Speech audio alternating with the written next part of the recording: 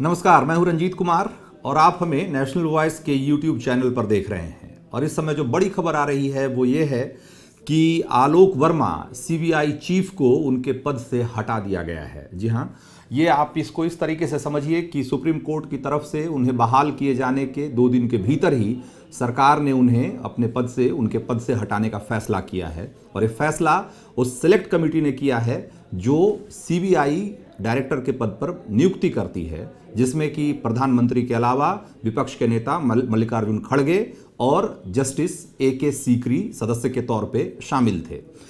इस कमेटी ने फैसला 2-1 के बहुमत से किया है। प्रधानमंत्री नरेंद्र मोदी और justice AK Sikri CBI director Alok Verma को हटाने के पक्ष में थे, जबकि मल्लिकार्जुन खड़गे ने इसका जोरदार विरोध किया। जरा देखिए कि पॉलिटिक्स किस तरीके से अलग अलग खेल होते हैं समय के साथ, कि जो मल्लिकार्जुन खड़गे सिलेक्शन कमेटी के मेंबर के तौर पे जस्टिस माफ करिएगा आलोक वर्मा की नियुक्ति के खिलाफ थे, वही मल्लिकार्जुन खड़गे आज आलोक वर्मा को हटाए जाने के भी खिलाफ थे। और जाहिर सी बात है, इस सब के पीछे एक सियासत है।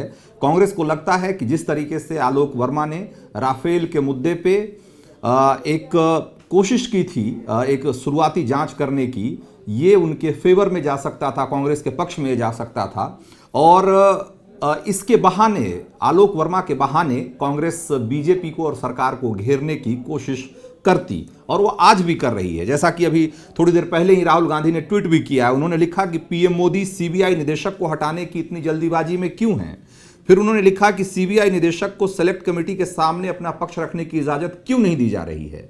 और फिर लिखते हैं वो कि उत्तर है राफेल। यानी कि कांग्रेस को ऐसा लगता है कि सीबीआई डायरेक्टर आलोक वर्मा के कंधे पर रखकर बंदूक चला रही थी, अब उनका कंधा हट गया है। और जाहिर सी बात है कि आलोक वर्मा ने भी जिस तरीके के तेवर दिखाए थे, सरकार को ये बहुत असहज करने वाला था।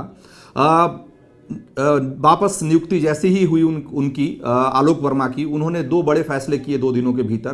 पहला फैसला तो उन्होंने वो किया जो 10 अपने अधिकारियों के ट्रांसफर को रद्द कर दिया। उन्होंने नागेश्वर राव ने जो तबादले किए थे, उस तबादले को रद्द कर दिया।